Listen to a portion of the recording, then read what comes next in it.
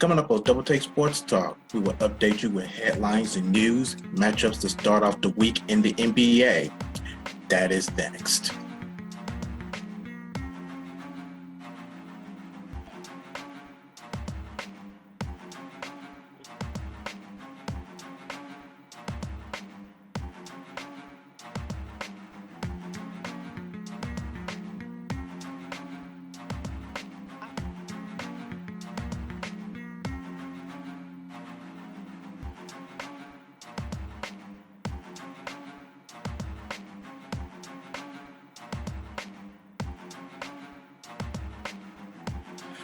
All right, this is it. Double Take Sports Talk with the Watch Brothers. Thank you for tuning in.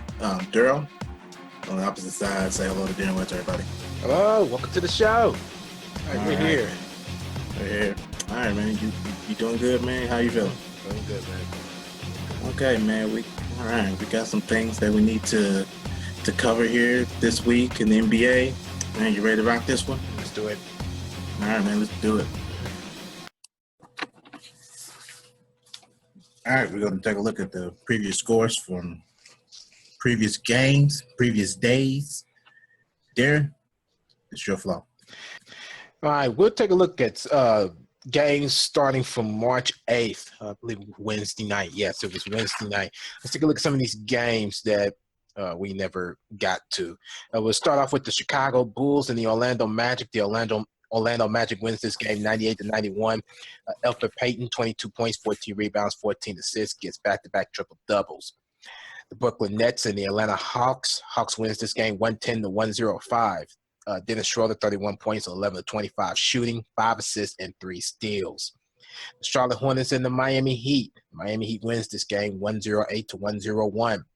Miami Heat in the last 24 games is now 20-4. The New York Knicks and the Milwaukee Bucks. Bucks wins this game 104-93. Giannis Antetokounmpo, 41 minutes, 32 points, 13 rebounds, and 7 assists. The Toronto Raptors and the New Orleans Pelicans. Pelicans lose this game 94-87. Anthony Davis leads the game with his non-shooting wrist injury.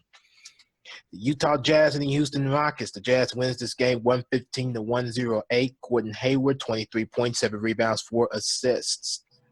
The Los Angeles Clippers and the Minnesota Timberwolves. Timberwolves wins this game 107-91. Andrew Wiggins, just 20 points. Detroit Pistons and the Indiana Pacers. Pacers wins this game 115-98.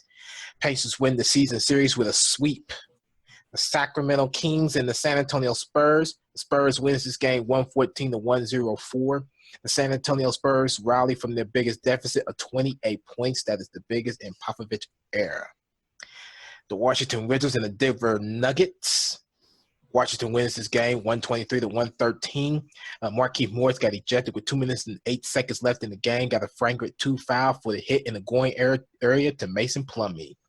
And then the last game for March 8th, Boston Celtics and the Golden State Warriors. Celtics wins this game 99-86. Golden State's first home defeat against the Eastern Conference team. And Boston is 2-5 record under Brad Stevens against the Golden State Warriors in his era.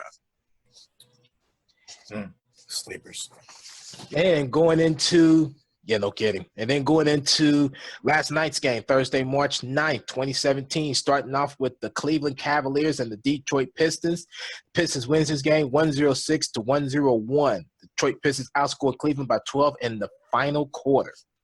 The Los Angeles Clippers and the Memphis Grizzlies. Clippers wins this game 114-98. Clippers in the second half led as many as by 22 points. And then the San Antonio Spurs and the Oklahoma City Thunder. Thunder wins this game 102-92. Russell Westbrook, 23 points, 13 rebounds, 13 assists. Triple-double.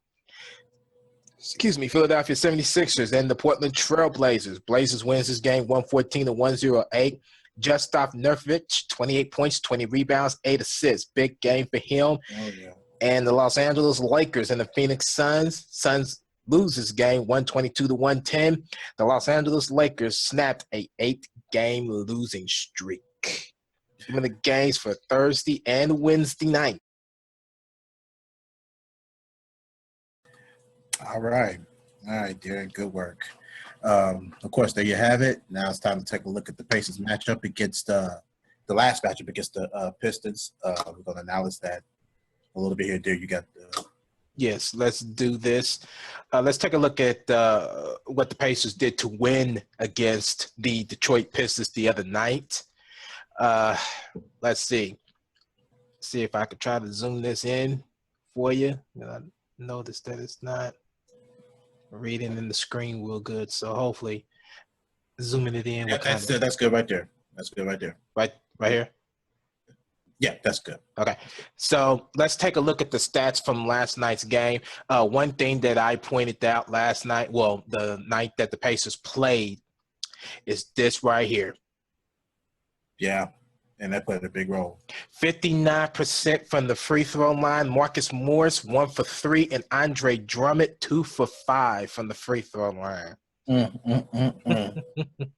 That being said, the other thing that I also mentioned about the Pacers needing to win this game is the battle of this right here. This and this. Although Pacers did not win this battle, they won this battle. They won that battle. They won the defensive rebounds. They did not win the offensive rebounds. Andre Drummond himself is the only one in the double-digit number with rebounds. 15. 6 of them came off the offensive boards, and then 9 of them came defensively. So Detroit did not really do too much to help their team win with their rebounds, especially on the offensive end. Pacers won the battle overall just by 1. And then taking a look at their ability to shoot the ball, Detroit just did not do good from the outside. They did not do good. They did better inside the arc. Pacers did good on both ends. That one, and was able to get contact, and they are the better free throw shooting team, so that helped in their victory to win the other night's game, Wednesday night's game. So that's just something to look at on that behalf to, see the keys to win. And one of those things was for the defensive rebounds. They could not let Detroit get those long rebounds, and they could not let them get those offensive boards off of miss for a possibility of 1 second chance points, and secondly, points off turnover, not off turnovers, up for the defensive end, fast breaks. Yeah, and you also noted something about. Did you note about those turnovers? I think you did. Yes, no, I did not. I did not note that. That turnovers right here, big. That's a killer. Issue. That was Pacers only have 5. Man, I did not look to see how many points was those off turnovers. But yeah, that's okay. I was just saying those turnovers was just a big. That was another big part of it. Yeah, that was another big part of that. That was a big part of. As a team. Yes, as a team. That is not good. That is not good. Yeah, that's not good at all. Okay. All right. Before we get to the nitty-gritty on tonight's game against the Pacers and the Milwaukee Bucks, we'll take a look at some quick notes real quick.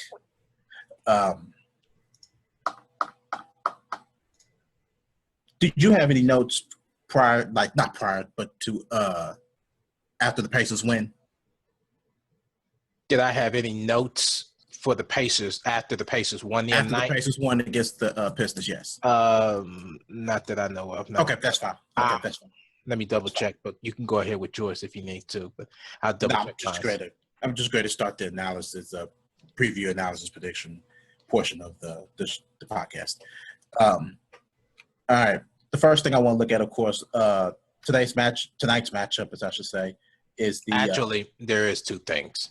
Okay, go ahead. There is 2 things. Well, actually, we already touched up on it. 5 turnovers. That's a season low for the Indiana Pacers and 27 assists. Their previous low on turnovers was 6, and that was also against Detroit. And then Detroit finished it with just 10 turnovers. So just coming up next for the Detroit Pistons, they're going to be at that time was facing against the Cleveland Cavaliers, which of course they did win that game. And then the Pacers is going up against Milwaukee tonight, as we are about to get into that as of now. All right. Thanks. All right. Now we got the Pacers at Bucks. That's going to be a 8 o'clock tip-off at the BMO Harris Bradley Center in Milwaukee. As the Pacers continue to push for the playoffs, this is going to be a factor of win-win-win against a dangerous Milwaukee team that is, well, to me personally, underrated. Now, even though they do not have Jabari Parker and he is recovering, this is still a dangerous team that could still actually take a threat to anybody that is actually going to push for the playoffs. Now that you mentioned it, you're absolutely right. They are 4-1 in their last 5 games. That's big, man. That's big. So, very big. That being said, we're going to take a look at the projected starters. Of course, these are just projected as of 11:17 a.m. For the Milwaukee Bucks, we have Malcolm Brogdon, Tony Snell as the 1 and 2, Chris Middleton as the 3. Wow. Giannis Antetokounmpo and Thon Maker as the 4 and 5. Well, I'm trying to figure out why Chris Middleton is in the 3 and not the 2. Oh, he might be taller. Oh, well, anyway.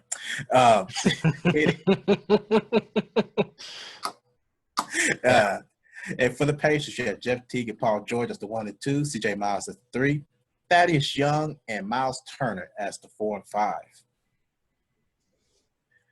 5. Injuries to report.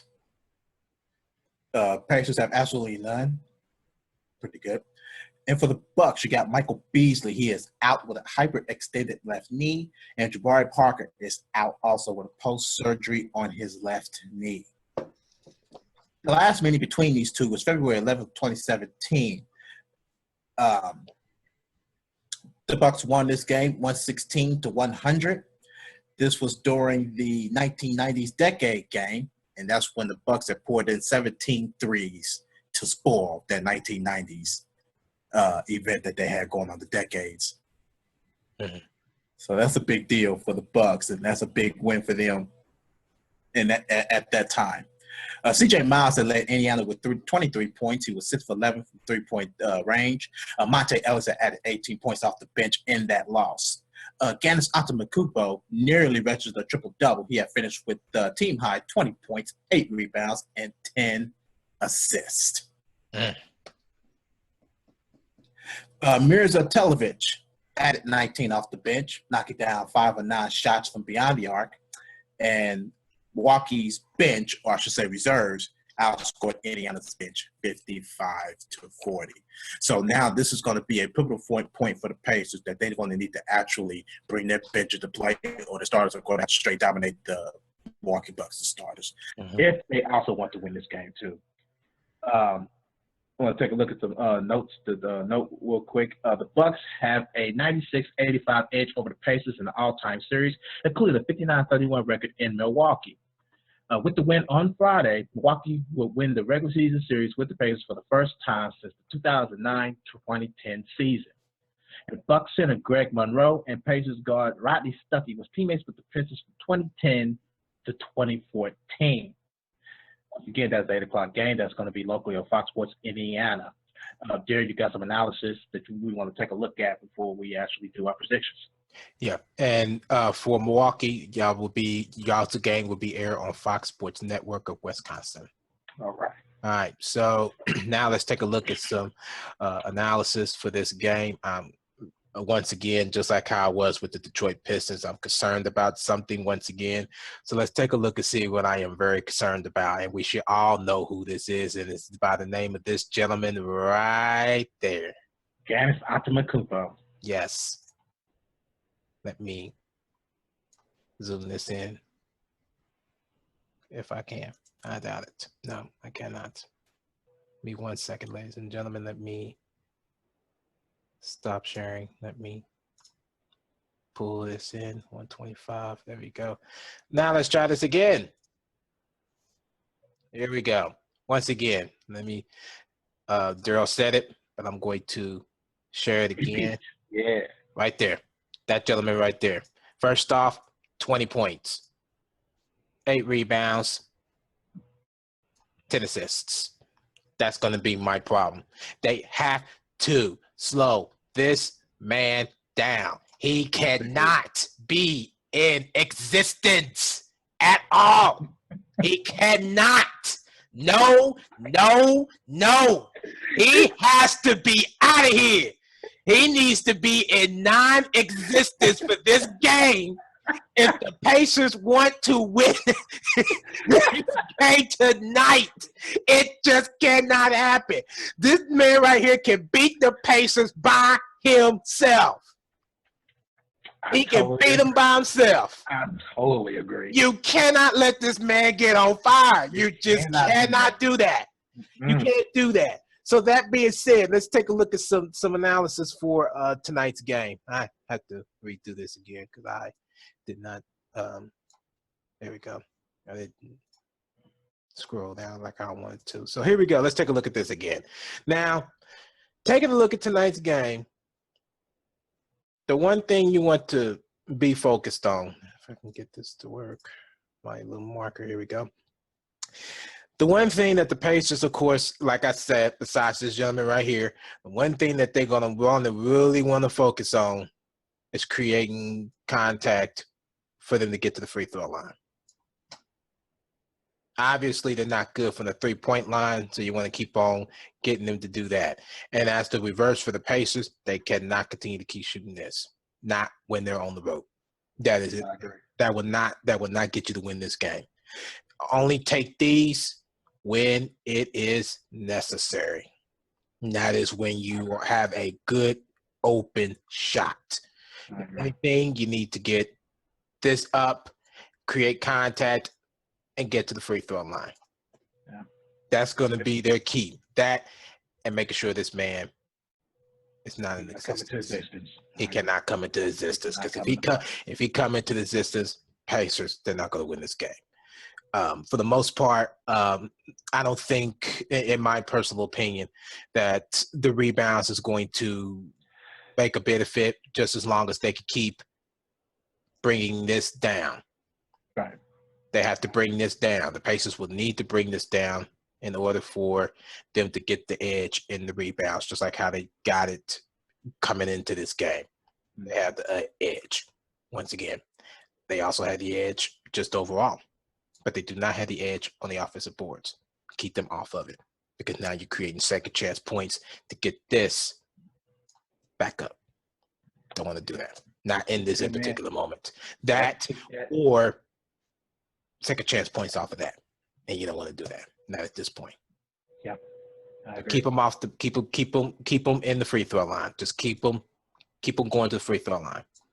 So and they're even down with the turnovers. They're doing 13.9, which is 40. Yeah, that plays a pivotal role also. So the Pacers want to eliminate that if they want to. Yep, they want to need to bring this down. There we go. They want to bring that down if they want to take advantage of this right here. Or this off a fast break. So it don't matter either way, but that would be the way for them to win the game for tonight against Milwaukee in Milwaukee. So that's going to be even more of a bigger situation for the Pacers that they're going to really actually going to need to win this game. Okay. Once again, 8 o'clock game, BMO Harris Bradley Center. All right, Darren, looking at the analysis. After looking at the analysis and game notes for tonight's competition, who do you got in this matchup? I got to go with Milwaukee. I agree. I got to go with Milwaukee. I don't think they can handle Milwaukee tonight, so I'm going with Milwaukee in this game tonight. I believe that. Yeah, I believe that. Just like you said, I'm going to counter what you said. Again, it's Optimus Kupo. You got to keep him out of existence, and that's something that the Pacers need to do to win. I believe he is going to be in full existence, and I think that he's going to have a triple-double for tonight's game. Pacers ain't that strong of a defense to be able to keep one man down. I agree, Darren. Ain't happening. It's not happening. All right. Now that we're gave our preview and gave our predictions for the game tonight, let's take a look at what's going on in the headline world of the NBA, NFL, and MLB. Now, we're going to start this one off with the NBA. Kawhi Leonard's status versus the Warriors on Saturday is uncertain. I heard that he did walk out the game with some kind of apparent injury, and I haven't looked up to see what it was. So his status is uncertain. Kevin Durant is progressing and still has no timetable for his return. And of course, Darrell mentioned it on the scores and final scores and stats. Anthony Davis has suffered a wrist contusion in the loss. And ex-Blazer Robinson, I want to say this Cliff Robinson, he is hospitalized with an illness. And Jabari Parker is upbeat about his recovery program. So that is the headlines for the NBA. And now we're going to switch gears and take a look at some headlines from the NFL. Of course, no breaking news, no developing stories or anything at this point. But if I was Jay Cutler, him and the Jets are sharing interest in each other. So it could be a possibility. Could Jay Cutler be with the Jets? Maybe. Now, I'm also getting reports that the Browns are trying to trade Brock Osweiler again. Really? Yeah. Wow. The Browns are trying to get Jimmy Garoppolo. I don't think New England's going to go for that one. I don't think so either. I don't think they go for that. See, that's the thing. And he had put Jimmy Garoppolo had put out a post on Instagram earlier this morning stating that he was grateful in his time in New England, but it got deleted hours after he had posted. So it's already been out there. So even though that you call it a false alarm, you never know. Brown still wants to get Garoppolo. They are going to have to give us some big talents. Either that or give up their draft picks that they got so many of.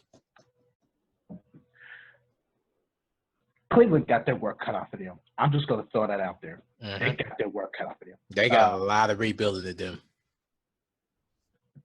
Yeah, they sure do. And before you continue, as of with Kawhi Leonard, he it's uncertain if he went through concussion protocol. The team say that he's fine, according to SB Nation. They say that he's fine, but they don't know if he's going through a concussion protocol, so that's why he is questionable for the game against who is it, Golden State? For Saturday, yes. Yeah, for Saturday against Golden State. Don't know if he's going to be ready to play. He just don't know if he's going to go through concussion protocol. He got hit in the head, so we don't know what's going to happen on that behalf. Cool beans. The Baltimore Ravens released Darius Webb. And Redskins has fired GM McCollin after 2 years. Mm-hmm. And, of course, you just mentioned that Cleveland Browns has acquired Brock Osweiler from the Texans. Mm-hmm. And a report had came out. Instead of releasing Tony Romo, they are actually looking to trade him. And Denver and Houston are the prime targets of trying to get Tony Romo. So this is going to be a pretty big deal. So make sure you follow us on social media if you want to keep up with the news of Tony Romo. We will keep you posting on that. And another report, Sean Jeffries and the Philadelphia Eagles has agreed to a one-year deal, $14 million. And lastly but not least, for the NFL, Rams has agreed to trade William Hayes to the Miami Dolphins. So that's the headlines for the NFL.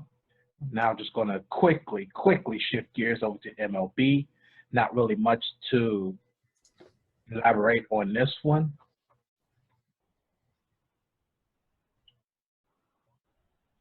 I thought they had this one already out, but I'm going to be waiting for a few more minutes. Well, actually a few more seconds. I'll just put it out there like that. So, all right. Friday, right? Yes, it is. It is My Friday. Cardinals is playing against the Washington Nationals at 1:05 time, Mm-hmm. and The the Cubs are playing this Mariners 3:10 pitcher. mhm. So, all right. Them are your headlines for the NBA, NFL, and MLB. All right. Yeah. Other thoughts? Nope. Anything? Not a thing. Not a thing? Nope. I see. And I will handy dandy notebook.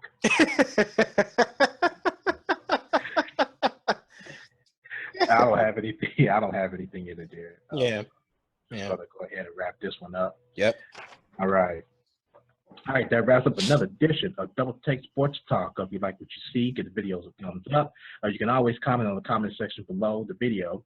Help yourself to say whatever you feel, comments about the show, things stated in the podcast that got your attention. We're always here. But in the meantime, I'm Darrell. Darrell on the opposite side. Oh yeah. All right. Catch up with our episodes of Double Take Sports Talk. Until then, Ciao. This is Double Take Sports Talk with the Watch Brothers. I'm Darrell Watts. If you enjoyed the podcast and would like to see more, check out our videos on YouTube. And while you're there, subscribe, like, and share our videos. We don't mind. We're also on the social media side where you can catch up on the latest news and developer stories and different stat information. Follow us on Twitter at DTST2414. Or you can follow me, Darrell, at Love University, and follow Darren also at Darren Watch 14.